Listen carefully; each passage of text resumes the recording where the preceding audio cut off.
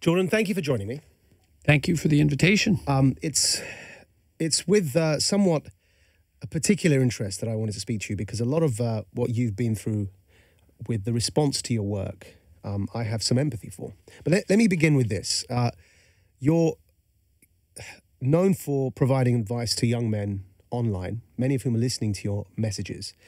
And if I could distill the core message that you advise young men to pay attention to, it's that they could be far more than they currently are.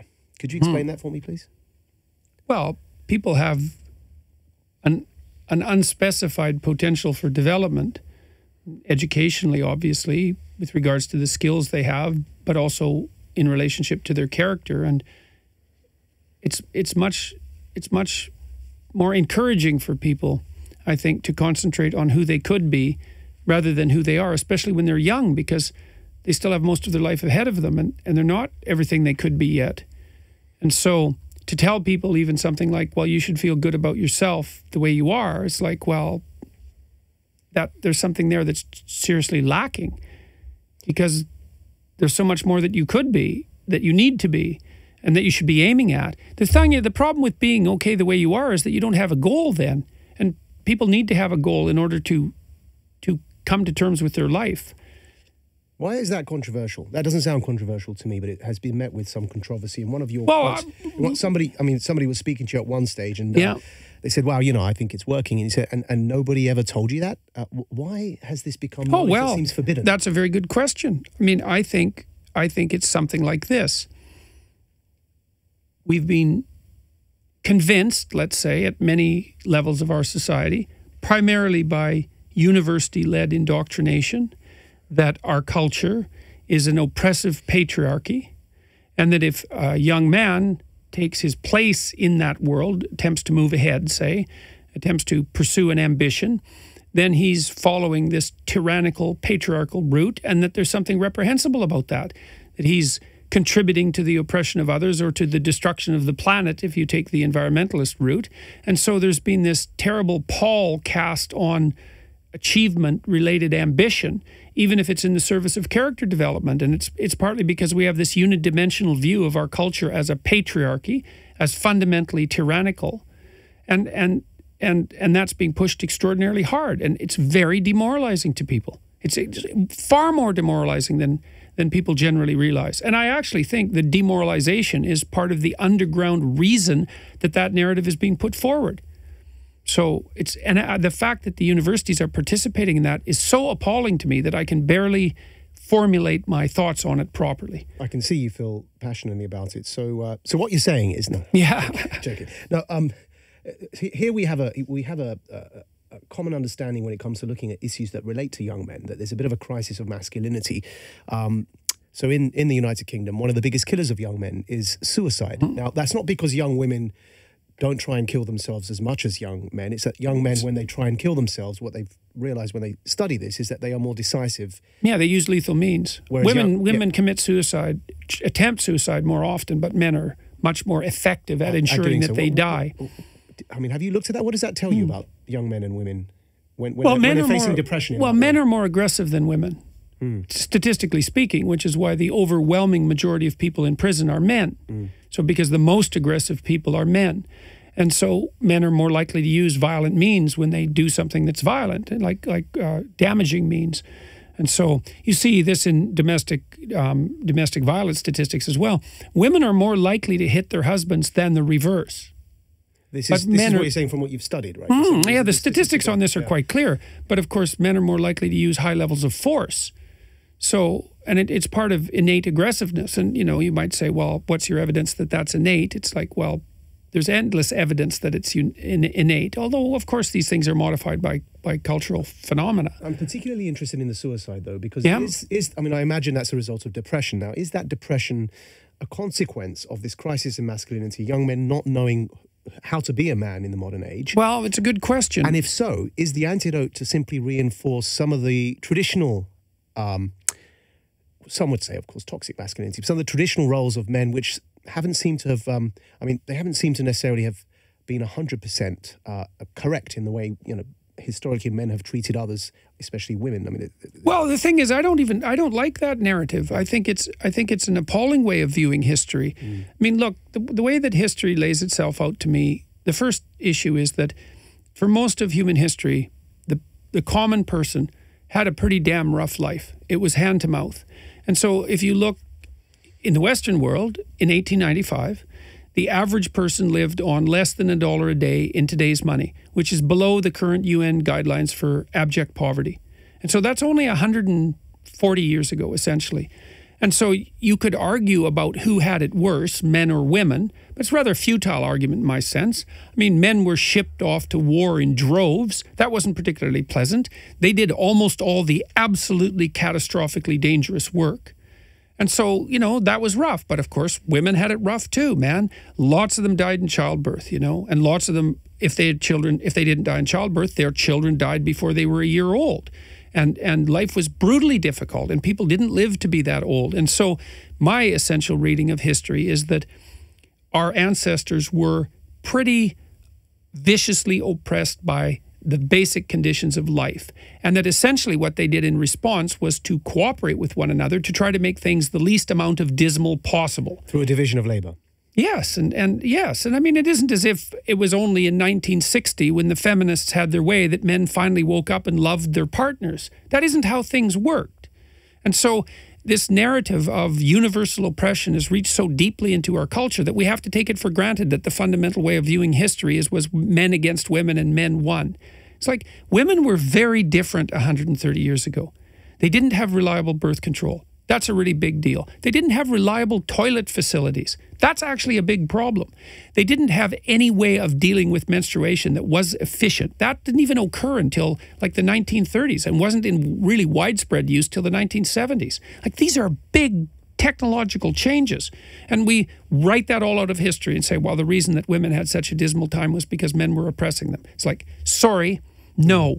That's not an appropriate way of looking at the past. So move to the suicide issue and the depression then. What is, in your view, causing the biggest killer of young men in the UK? Well, there's lots of reasons for depression. You know, it's a very complicated phenomena, but it's certainly the case that many people have issues of depression because they're aimless.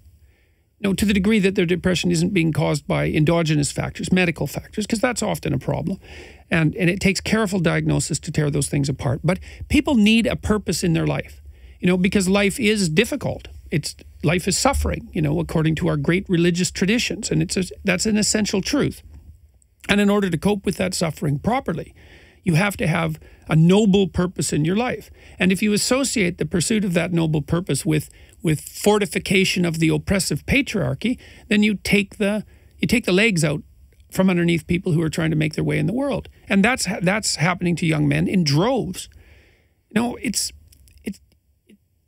yes, I would say in droves, and it's not a good thing. And it is definitely facilitated by the postmodern neo-Marxist doctrines that are rife in the universities, which make the assumption that, you know, our society is fundamentally tyrannical in its essential nature. I mean, it's partly tyrannical because every society is corrupt to some degree, and power plays a larger role in movement up a hierarchy than might be optimal, right? Because no system is perfect. But we do pretty damn well.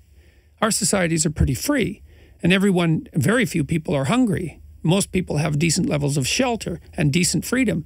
We can walk on the streets in safety. We can aggregate together in crowds without anything terrible happening. And to me, these are miracles because that's not the case in most of the world. Yeah, you and I, I've been aware of your work mainly online, and we've communicated a few times online. Yep. But I first saw you speak, and this is ironic, in the interview I referenced earlier, and that's the Cathy Newman interview on Channel 4. Because to this point, you've mentioned, yes, society.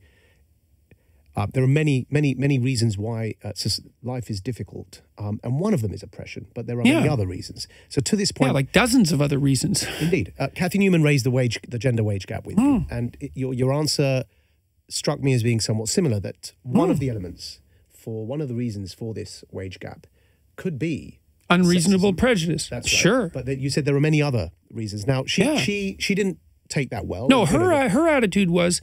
if you don't think the wage gap is caused by the prejudice of powerful white men, then you're a bad person. which is just, that's her implicit argument. And that's just not a good argument. I mean, Warren Farrell, who's a very interesting character, wrote a book called Why Men Earn More. And he actually wrote it for his daughters because he was trying to figure out how they could maximize their earning potential across their lifespan. I mean, he wrote it for popular consumption as well, but he identifies all sorts of reasons why men make more money. And so, and they don't make that much more money, so you don't need that many reasons to account for it. But here, men take more dangerous jobs. Men are more likely to move.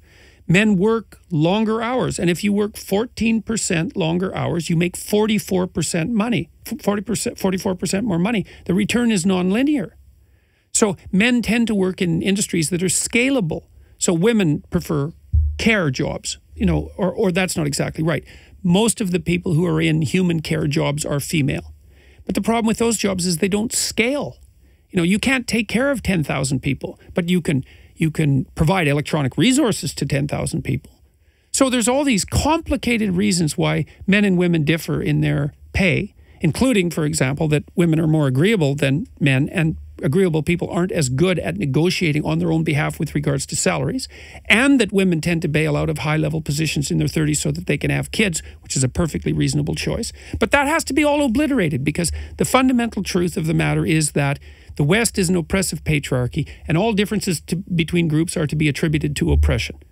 So you can't even have a discussion about that. If somebody has fundamentally misunderstood this multivariate analysis to why there could be a gender pay gap, how would they go about attempting to close this gap if they wanted to? Well, I don't know. I don't know. The first question is just like, should the gap be closed? The gap is also a very complicated thing. You know, there's a disproportionate number of extremely high-paid men, but they're a tiny minority. But they skew the statistics as well. So are you talking about the median person? Or are you talking about the average person? Because the average is the wrong statistic, because it includes that tiny proportion of people who make an incredible amount of money, and almost all of them are men.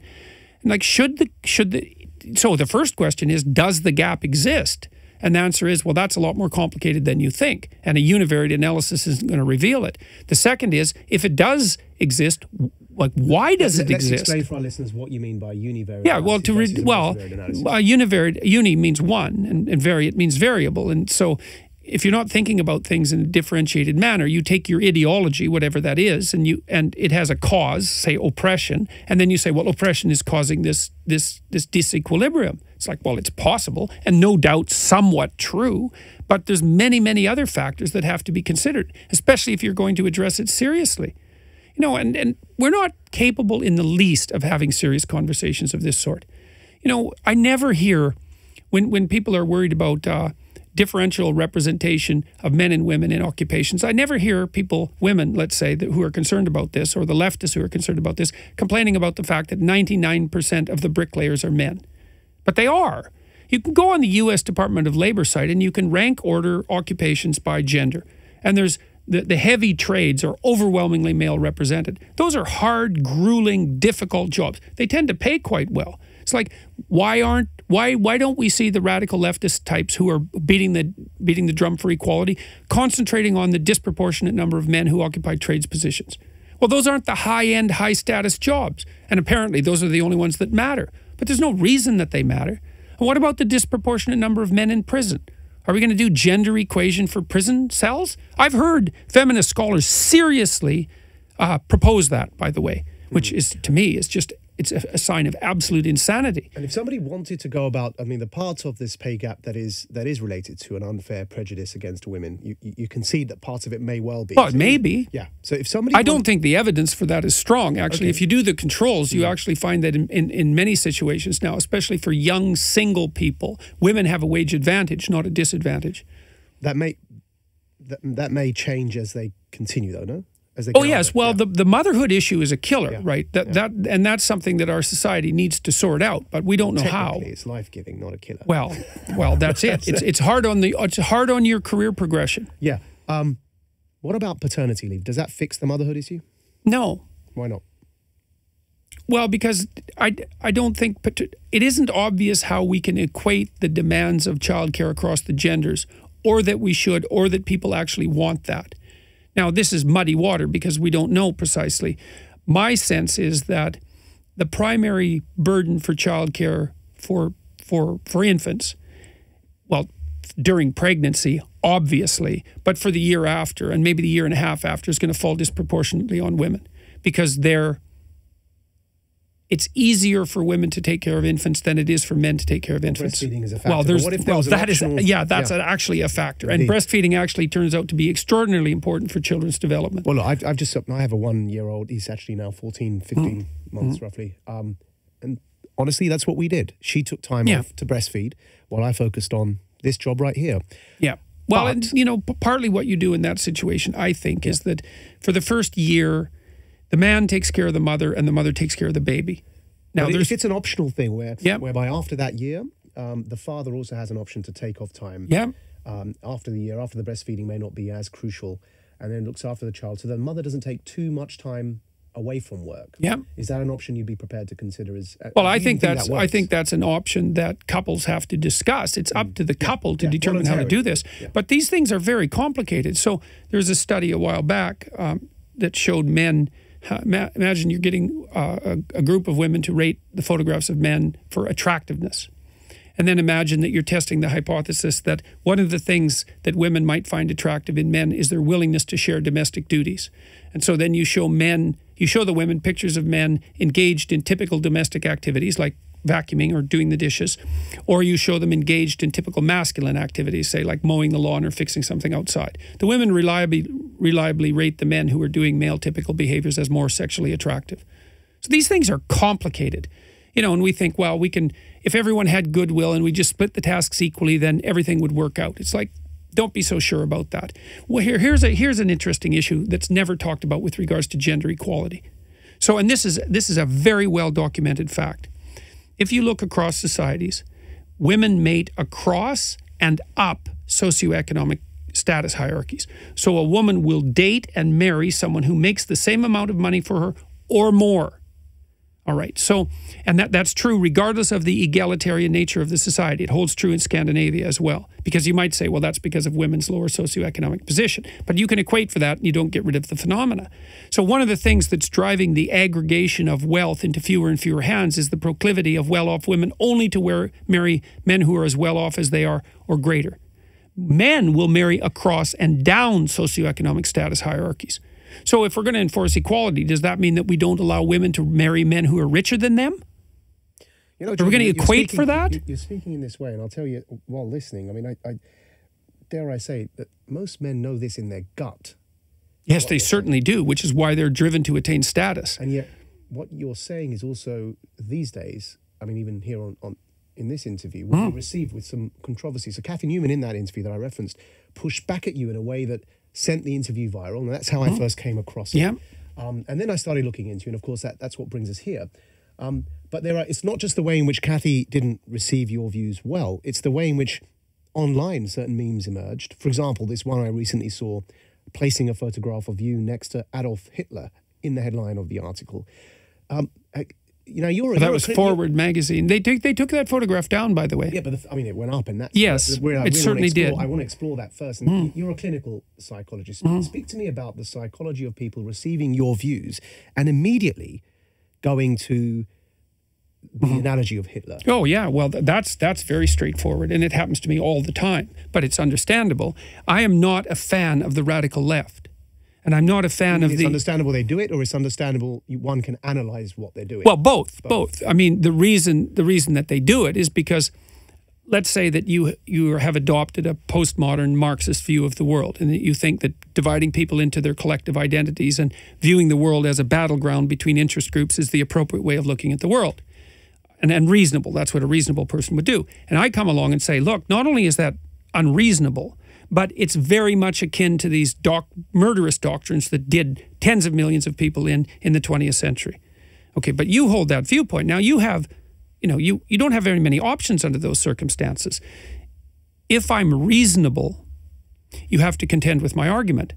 If I'm not reasonable, then you can just categorize me as not reasonable and ignore me. And the best way to categorize me as not reasonable is to assume that I'm on the farthest end of the political spectrum away from you as possible, along with the reprehensible Nazis and the alt-right types, and just assume that that's me. The problem is it's not me. And if it was me, I would have been taken down 2 years ago. And the proof that it's not me is that I have 300 hours of lectures online from my entire academic career, and I haven't said a single thing that anyone has ever found that's even remotely associated with a radical right-wing viewpoint. And quite the contrary. I don't like identity politics at all. And I don't care if the leftists are doing it or the right-wingers are doing it. It's reprehensible in my estimation. Now, people say, well, you go out after the left-wingers more. It's like, well, yeah, because they dominate the universities. And that isn't my opinion. That's well documented. So comparing people that say things that are against the standard narrative to Hitler is known as Godwin's law. One would assume when hearing, sorry, I don't know one, these people who are making these analogies assume when they hear you speak that you're somehow more against the left than the right, as you've just mentioned. So what are your views on what's commonly called the alt-right, and where do you stand regarding the alt-right? Because, of course, that's another thing that's been levied at you. Well, the alt-right, to the degree that it exists, it's not a very well-documented phenomenon. No one really has any idea what proportion of the population has alt-right leanings. Let's just say, nativist populism. Yeah, well, and I think you see that more in Europe now than you do in North America, by the way. Well, always one step behind us. Yeah. Well, the immigrant crisis here has precipitated a fair bit of that, and it's not so intense in North America. So the alt-right types are also identity politics players. So they adopt the collectivist viewpoint, which is that the best way of defining people is by their group identity. The left's narrative is, well, there's a dominant group, and that would be like white males fundamentally, and they should give up power because they've been oppressive, and it would only be fair if resources were distributed more equitably. And the right-wingers say, yeah, I get the collectivist thing. We should identify with our groups. I'm going to identify with my groups. And so let's assume these are right-wing white supremacist types. They think, fine, I'll identify with my damn group, but I'm not giving up any power. And my sense of playing identity politics is my goddamn group is going to win and yours is going to lose. And so, but if you play identity politics, you're going to get both of those responses. The left say, well, that's reprehensible. It's like, yeah, but what's reprehensible about it is the playing of the identity politics. It's reprehensible across the entire spectrum. What's the antidote to that? The antidote to that is the antidote that the West discovered like 2,000 years ago, which is, look, we need a low-resolution general narrative to construe the structure of existential reality. We have to orient ourselves with a story that's too simple, but basically hits things correctly. The story in the West is the individual is sovereign. The important thing about you and me isn't the fact that you're Muslim or I'm, nominally Christian, or that we have a different ethnicity. Those are things that are real, but the fundamental thing is whether or not we can encounter one another as individuals outside our group and communicate and negotiate and compete and cooperate in peace. That's the fundamental thing. And that's the right antidote to collectivist identity politics, is that the individual is sovereign. And free societies all around the world, and there aren't very many of them, are all predicated on the implicit assumption that the individual is sovereign and that that's the appropriate categorical approach. And the universities are doing everything they possibly can to reverse that. Moving to universities, I've often defined identity politics as the trumping of individual rights by group identity. Yeah, that's exactly what it is. And your first, I suppose, the first way in which you captured the world's attention was at university. And that's what I want to talk about now, because the C-16 law in Canada was being proposed. And what I think many people that are cross-examining you and your views are confusing is what exactly you are opposed to. Yeah, they think I'm opposed to transgender rights. Yeah, and of course your stance on this, including the stance of Lindsay Shepherd, sort of shot you to the public eye. And so speak to us a bit about that and exactly contextualize for us what it is precisely that you were opposed to in that. Yeah, well, Bill C-16 purported to do nothing but extend human rights provisions to an excluded group, let's say, to the transgender and non-gender binary types, and that was the federal legislation. It also made it a hate crime to discriminate or harass, essentially. So now then the question is, well, what exactly do you mean by discriminate or harass? And why exactly is that a hate crime under the criminal code? Well, there was an answer to that.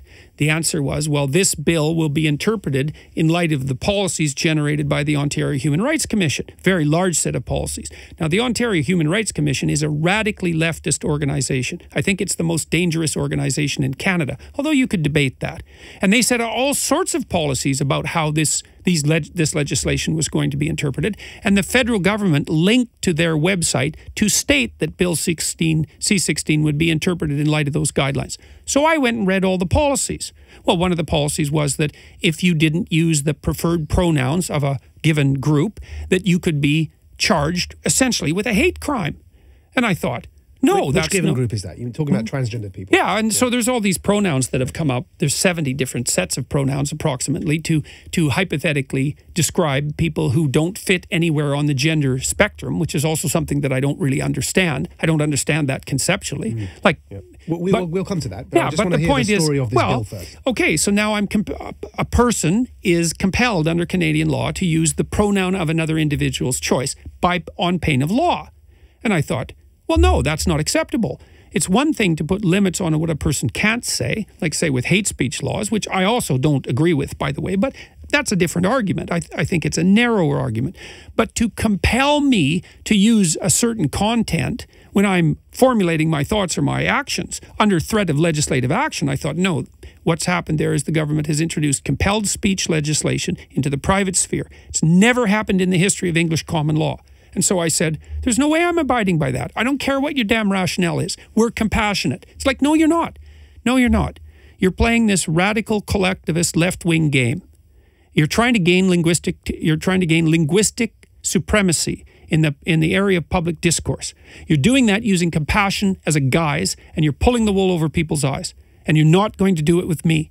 Could that same rationale be used for, in the UK, Holocaust denial isn't illegal, yet the people that deny the Holocaust are seen as crackpots. Yet in Germany, it's illegal. The rationale that was used to put this law forward in Canada, do you see any form of similarity between those that would suggest, for example, in the name of compassion, that Holocaust denial should become a crime? Yeah, well, it is a crime in Canada, actually. It has been since the 1980s. And I think that was a dreadful mistake. And it's not because it's not here, by the way. No, well, that's good. I'm glad to hear that. It's not like there's no such thing as hate speech.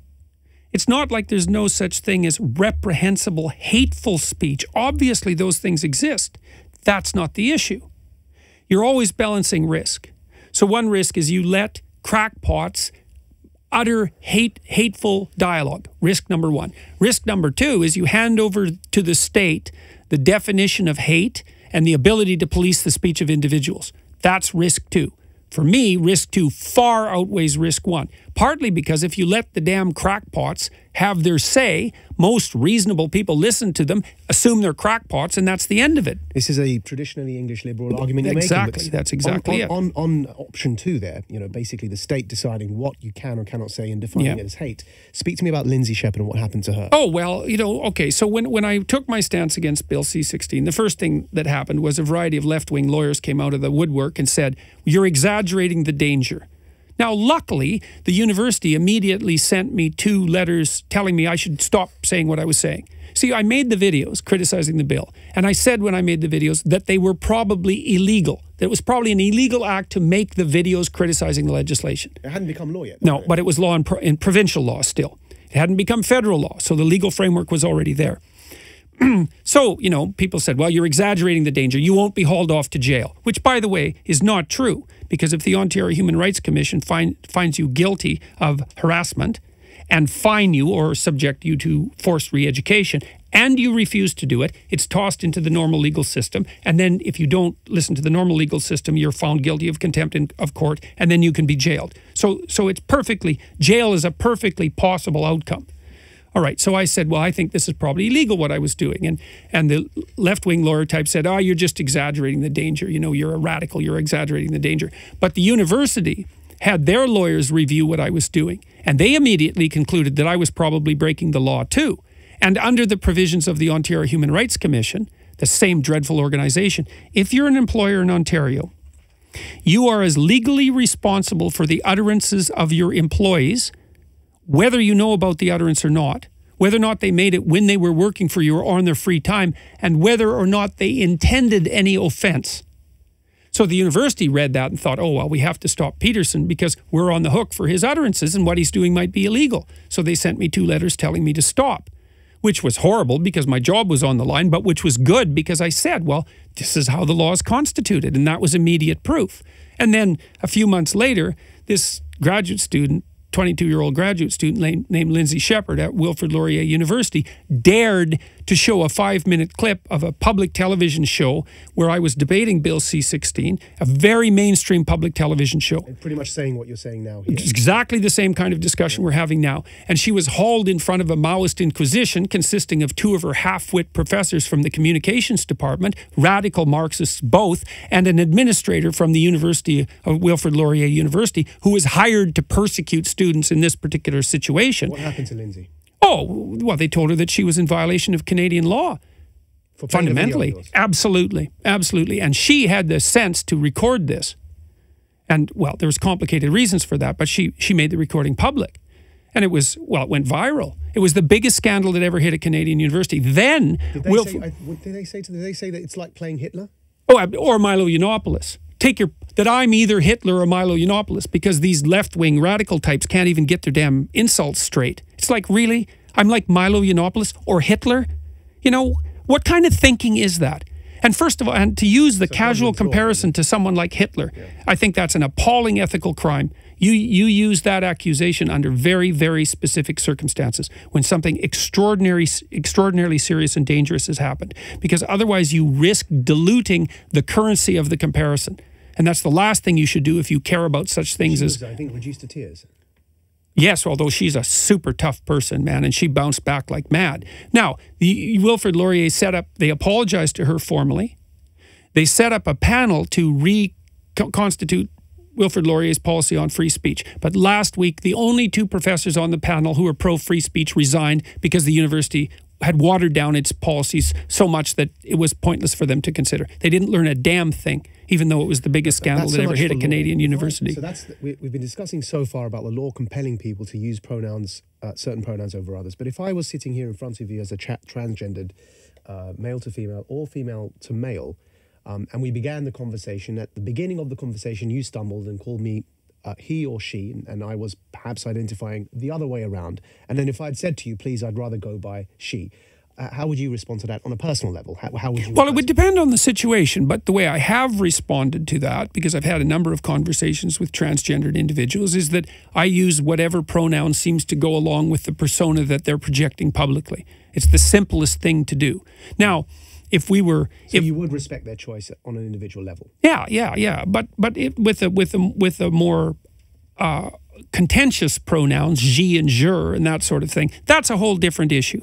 Because the question there is, well, exactly what is it that you're doing when you're asking me to use those words?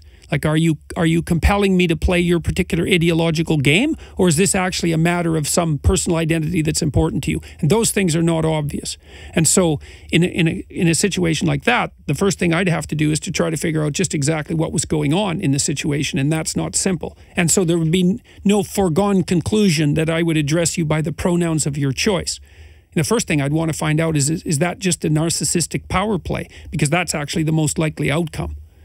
So, but if it was a simple he or she, and they made a request of you, you would respect that request on an individual level. Yeah, well, it appears that way because I've watched myself in those situations, and that seems to be how it turns out. Speak to me about, you're on the record as saying that liberalism and conservatism through psychometric testing can be explained through certain psychological profiles. What sorts of psychological profiles make a liberal versus a conservative? Yeah. And what are the values of both? People vote their temperament. Now, it doesn't account for everything. There's lots of influences on voting patterns, but temperament is certainly one of them. Well, conservatives are people who are high in trait conscientiousness, which breaks down into industriousness and orderliness. They're particularly orderly on the conscientiousness dimension. And they're low in another trait, which is openness. And openness is the trait that predicts creativity. Philosophical, literary, artistic, aesthetic creativity, and lateral thinking. So conservatives are not creative by temperament, but they're conscientious. And conscientiousness is a good predictor of life success in managerial and administrative domains. So you might think that the conservative is a person who's adapted for a hierarchy where the roles are well defined and so are the proper actions. So conservative will slot him or herself into that and then play out the defined roles and be successful at that. The downside to conservatism is, well, what happens when those roles or that hierarchy is no longer functional? And then that's when the liberal temperament actually kicks in properly. So liberals are high in trait openness. And so that's the creativity dimension. So they're more likely to be artists and creative people in general. But they're also more likely to be entrepreneurs in the economic domain. So the advantage to being a liberal is that you're more adapted when things are changing rapidly.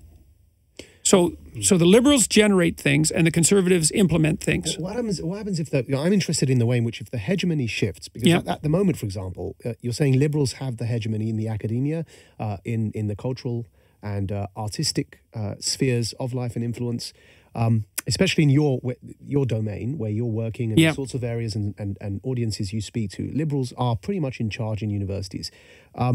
So does the hegemony affect that? Because in that sense, a conservative in that environment would be an insurgent who's not working within the system. Yeah. Well, how do you explain that? Because of course, it isn't often the case that you get hierarchies that are completely dominated by liberal types. And of course, to reference a kind of what's popularly conceived of as an alt-right media outlet, Breitbart often takes the view that because they say that politics is downstream from culture, they're encouraging conservatives to get involved in defining culture. Yeah. Now, again, can that be explained through the hegemony shift and the fact that conservatives are currently, they perceive themselves as insurgents? Or, please explain. It's a good question. We haven't been in a situation that I know of that where these things have been studied in depth. It isn't generally the case that liberals dominate entire hierarchies. That isn't generally how it works because the hierarchies are usually set up so that conservatives fill up the hierarchies. It's in the nature of hierarchy. Something happened in the universities, and it's not obvious what, to allow whole swaths of disciplines, the humanities in particular, but also the social sciences, to become almost completely dominated by, well, not liberals exactly, but people on the left. Because I think we should kind of use liberal to signify the people in the center. Well, here in the UK, of course, the left and liberals is very clear. Linguistically, it's a clear distinction, but in America, it's right. not, Well, there is in Canada as well between the.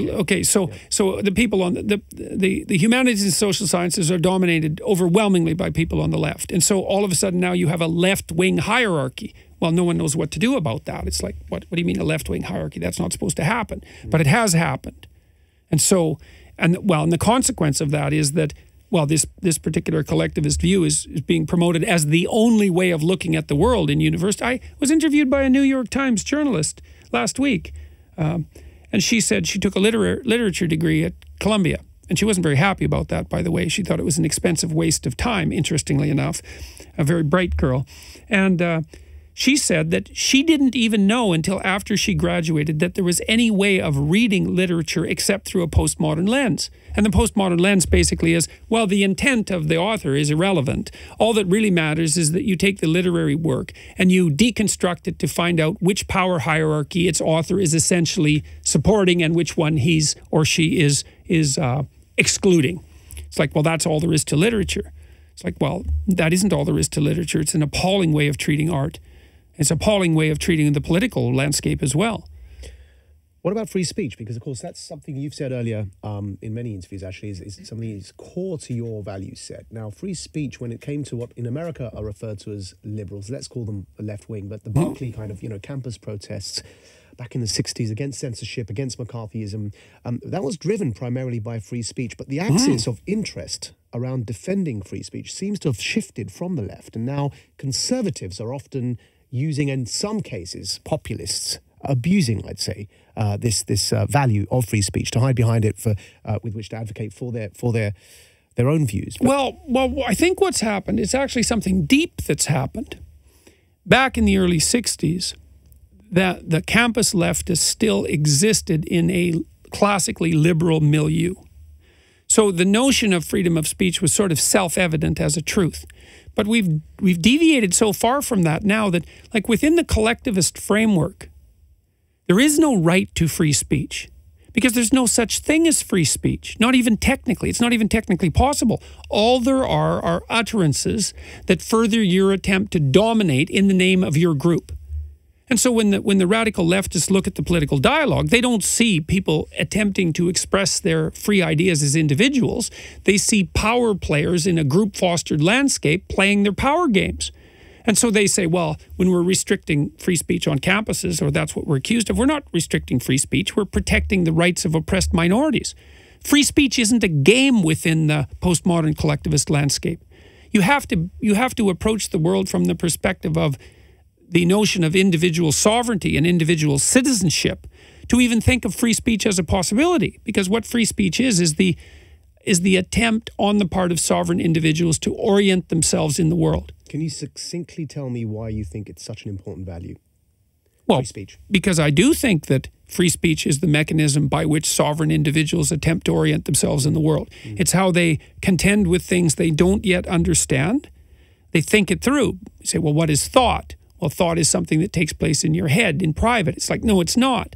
First of all, most people can't really think. Thinking is hard. Well, at least that's where, often that's where you formulate your ideas, because most people think by talking. It's certainly where you test them, right? So thought is actually a public, it's actually a public process. And so now, then you might think, well, what do you need thought for? You need thought so that you can figure out how to do something when you don't know what to do.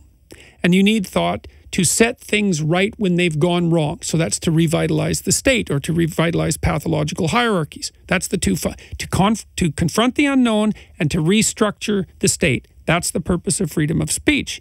And this individual is sovereign and performs both those activities. You have to leave the individual alone with regards to their capacity for speech, or you interfere with those functions. And then you stop people from adapting to the unknown, and you let the state ossify because there's no process to update it. Penultimate question. There's a challenge here with what you just said, and that is a challenge of boundaries. You've met that test once in the case of Faith Goldie, and formerly of Rebel Media. Would it be accurate to say you deplatformed Faith Goldie? And if not, how would you describe it? And also, how would you define the boundaries around free speech? And is that even important to you?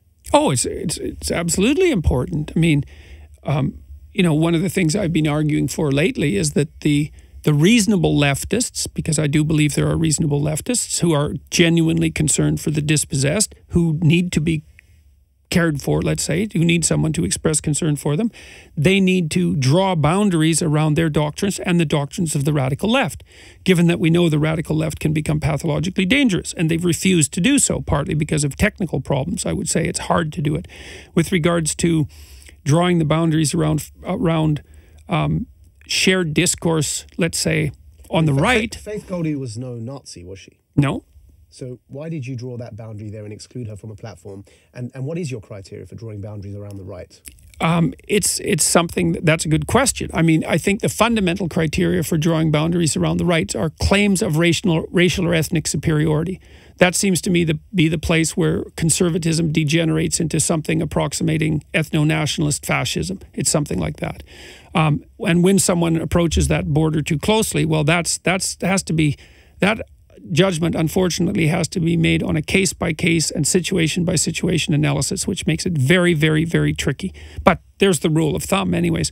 With Faith, what happened was that, well, we had this free speech rally in favor of free speech, and it was planned for just after the Charlottesville debacle. And she was actually covering that. And what happened was she was interviewed by a podcast that had ties with the Daily Stormer, which is a known Nazi site. And she went on there. Was she aware of that? Yes, she was aware of that. Now, look, I'm not absolutely certain of that because it's a while ago, but I believe that she was aware of that. And I also believe that she was warned not to do it by her employer. Right. Okay, now, and then what happened on the interview was that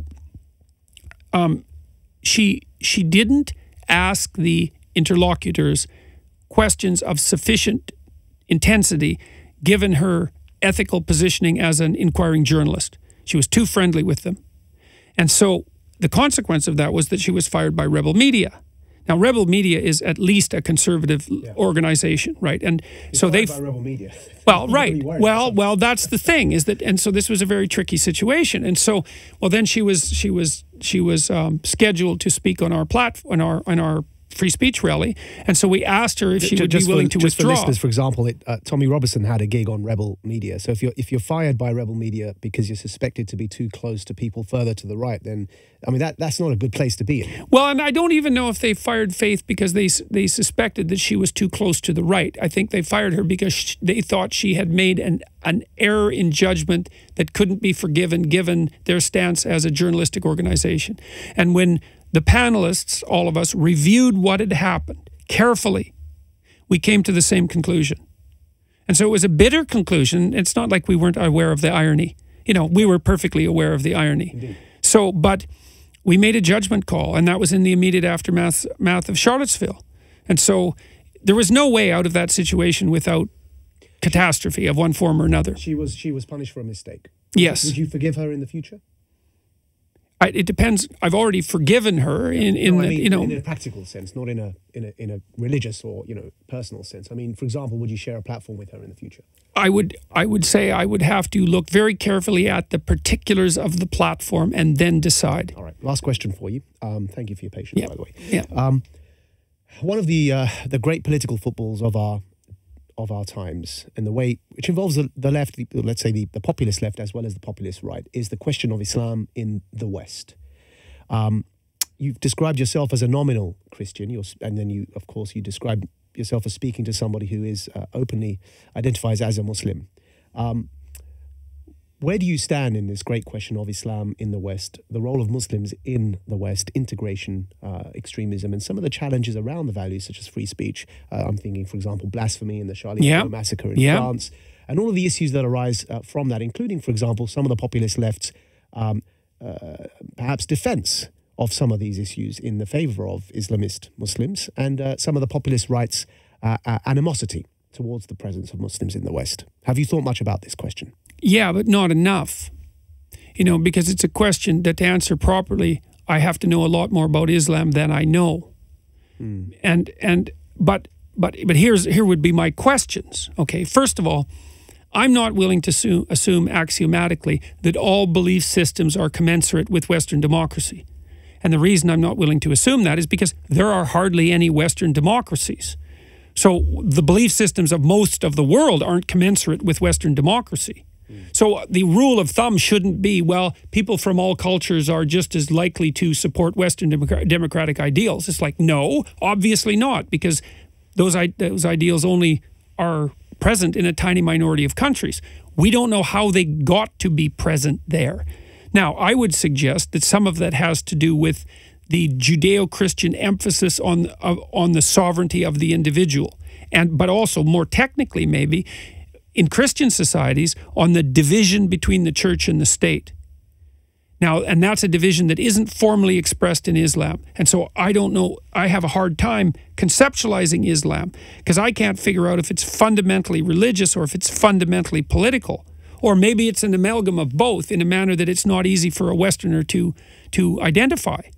So I have some sympathy towards people who are curious about whether Islam has a tilt towards totalizing, like other doctrines have a tilt towards totalizing. And I would say the evidence for that is that it isn't obvious that Islamic countries have been able to give rise to sustainable Western-style democracies with fundamental emphasis on individual rights and responsibilities. So it's an open question.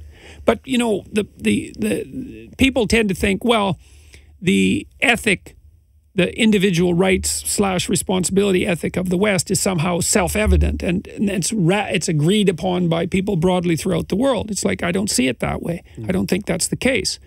Now, the way forward, as far as I'm concerned, is to begin the process of the various serious discussions that are necessary between Christians, Jews, and Muslims, essentially, because I do believe this is fundamentally a religious issue, about how those systems of belief are commensurate, whether they can coexist in the same space, how that might be negotiated, what that would mean theologically and metaphorically. And, that dialogue, I don't think that dialogue has even really begun. Well, Jordan, let me say to you that as a Muslim speaking to you now, I invite you to have that dialogue. I'm perfectly happy to have that dialogue with you.